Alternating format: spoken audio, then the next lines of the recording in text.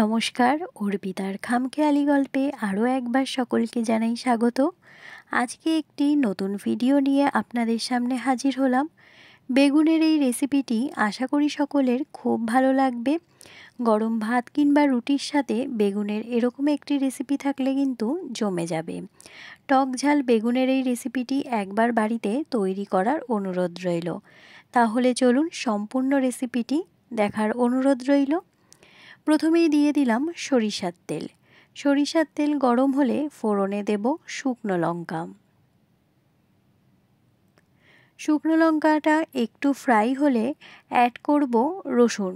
এখানে আমি রসুন গ্রেট করে নিয়েছি। চাইলে আপনারা রসুনগুলো কুচি করেও ব্যবহার করতে পারেন, কিন্তু এই রেসিপিতে রসুনটি গ্রেট করে দেওয়ারই চেষ্টা করবেন, তাহলে ভালো করে বেগুনের সাথে মিশে যাবে। সেক্ষেত্রে একটু ভালো বেশি লাগবে। আর চাইলে আপনারা হাতে যদি কম সময় থাকে সেক্ষেত্রে রসুন কুচি করেও ব্যবহার করতে পারেন, কোনো সমস্যা হবে না। রসুন আর শুকনো লঙ্কাটাকে খুব ভালো করে ফ্রাই করে নিতে হবে, যতক্ষণ না রসুন থেকে কাঁচা গন্ধটা চলে যাচ্ছে। রসুন থেকে কাঁচা গন্ধ চলে গেলে রসুনের ফোড়নে খুব ভালো একটা স্মেল বেরোয়, আমরা প্রত্যেকেই জানি।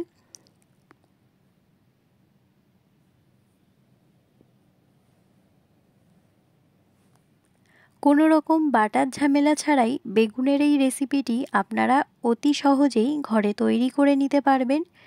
সকলের কিন্তু বেশ ভালো লাগবে টক ঝাল বেগুনের এই রেসিপিটি।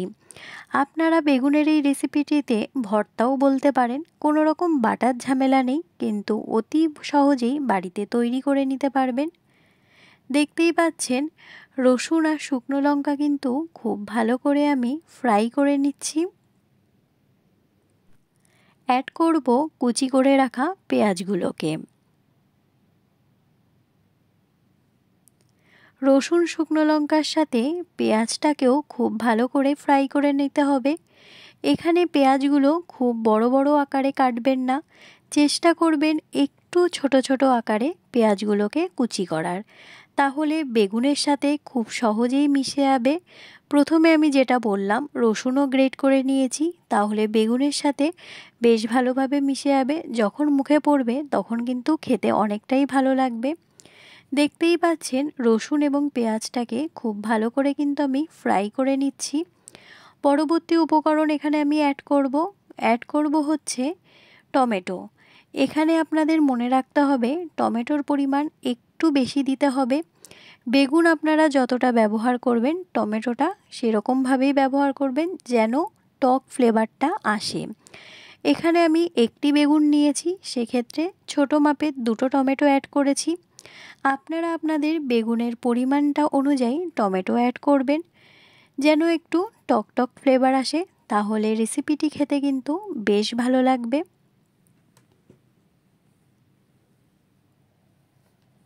দিয়ে দেব স্বাদ মতো লবণ। রসুন, পেঁয়াজ এবং টমেটোটাকে খুব ভালো করে ফ্রাই করে নিতে হবে। এই পর্যায়ে অ্যাড করব লঙ্কা কুচি। প্রথমেই বললাম বেগুনের টক ঝাল রেসিপি, সেই জন্য টকের পরিমাণটা যেমন ব্যালেন্স রাখতে হবে, ঝালের পরিমাণটাও ব্যালেন্স রাখতে হবে। লঙ্কা কুচি আমি এখানে একটু বেশি পরিমাণে অ্যাড করেছি। আর যেহেতু টমেটো দিয়েছি, দেখতেই পাচ্ছেন টমেটো থেকে একটু জল ছেড়ে নিয়েছে, সেটা আমি পুরোটা টানিয়ে নেব। বেসিক কিছু গুঁড়ো মশলা ব্যবহার করব। এই রেসিপিটিতে কিন্তু একদমই বেশি মশলা অ্যাড করার প্রয়োজন হয় না, একদম কম মশলায় এই রেসিপিটি খুব সহজেই তৈরি হয়ে যায়। হলুদ গুঁড়ো অ্যাড করেছি, অ্যাড করে খুব ভালো করে মিক্সড করে নিয়ে আরও কিছুক্ষণ ফ্রাই করতে দেব। এখানে আপনাদের দুটো জিনিস মাথায় রাখতে হবে, টমেটো এবং লঙ্কার পরিমাণটা একটু বেশি হবে, টক ঝাল ফ্লেভারটা যেন খুব ভালো করে আসে। যখন রসুন, টমেটো এবং পেঁয়াজটাকে একটু একটু ফ্রাই হয়ে গেছে, তখন অ্যাড করে দেব কেটে রাখা বেগুনগুলোকে। দেখতেই পাচ্ছেন বেগুনগুলোকে আমি খুব বেশি কুচি করেও কাটিনি, আবার খুব বড়ও করিনি, মাঝারি মাপের বেগুনের টুকরোগুলোকে করেছি। এইভাবেই আপনারা বেগুনগুলোকে অ্যাড করে দেবেন। চাইলে আরও কিছুটা কুচিও করে নিতে পারেন, সেক্ষেত্রে কোনো রকম সমস্যা হবে না। পুরো মশলার সাথে মিক্সড করে এবার আমি ভালো করে ফ্রাই করে নেব। এখানে দেখতে পেলেন আমি কিন্তু কোনো রকম গুঁড়ো মশলা অ্যাড করিনি, জাস্ট হলুদ অ্যাড করেছি আর লবণ। তাছাড়া এখানে আর কোনো মশলার ব্যবহার হবে না।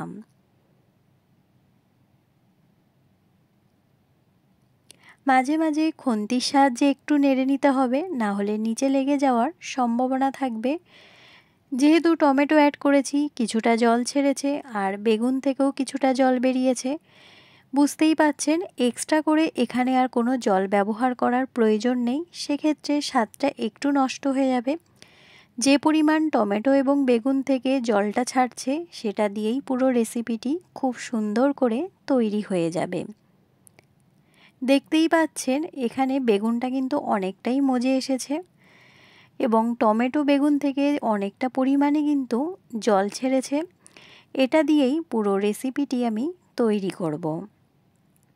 এই পর্যায় পর্যন্ত যে সকল বন্ধুরা আমার ভিডিওটি কন্টিনিউ করছেন কিন্তু একটি লাইক দিতে ভুলে গেছেন, প্লিজ একটি লাইক দিয়ে ভিডিওটি কন্টিনিউ করবেন। আপনাদের একটি লাইক কিন্তু আমার কাছে অনেক গুরুত্বপূর্ণ। এই পর্যায়ে একটু রেসিপিতে আপনারা নজর রাখবেন। দেখতে পাচ্ছেন বেগুনটা যখন একটু নরম হয়ে গেছে আমি চামচের সাহায্যে একটু ঘেঁটে দেওয়ার চেষ্টা করছি, সেক্ষেত্রে বেগুনটা গোটা থাকবে না, পেঁয়াজ টমেটো রসুনের সাথে মিক্সড হয়ে যাবে। প্রথমেই বললাম কোনো রকম বাটার ঝামেলা লাগবে না, এরকমভাবে আপনারা একটু ঘুটে দেবেন চামচের সাহায্যে। যেহেতু বেগুন এমনি নরম জিনিস খুব সহজেই কিন্তু মিশে যাবে, সেক্ষেত্রে যখন আমরা ভাত বা রুটি ক্ষেত্রে খাবো খেতে কিন্তু বেশ অনেকটাই ভালো লাগবে।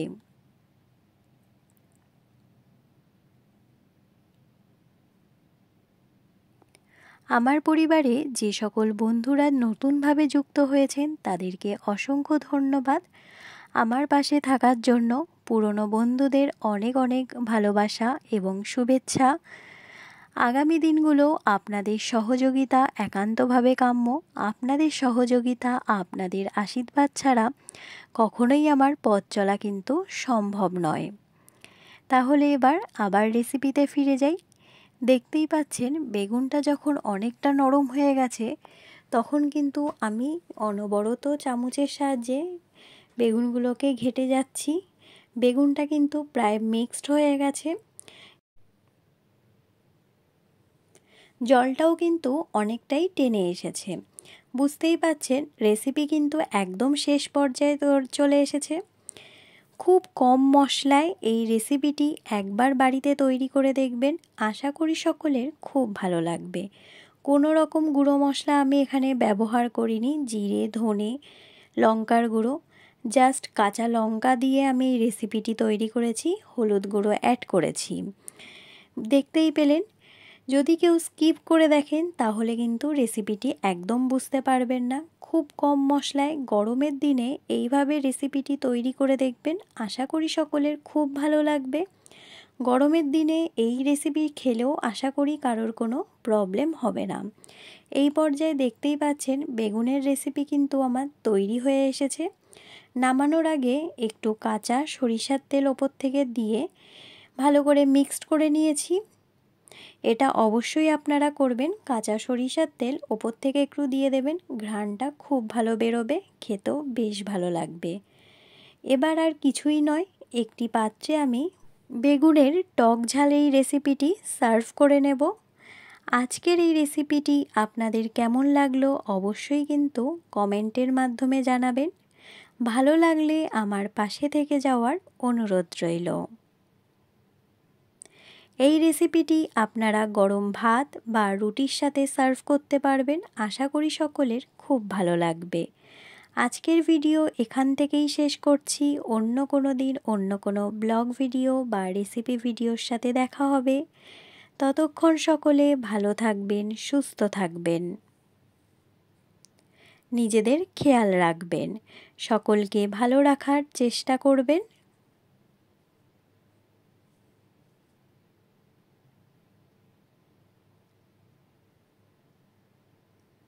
আজ তাহলে এখান থেকে বিদায় নিচ্ছি। নমস্কার সকলকে।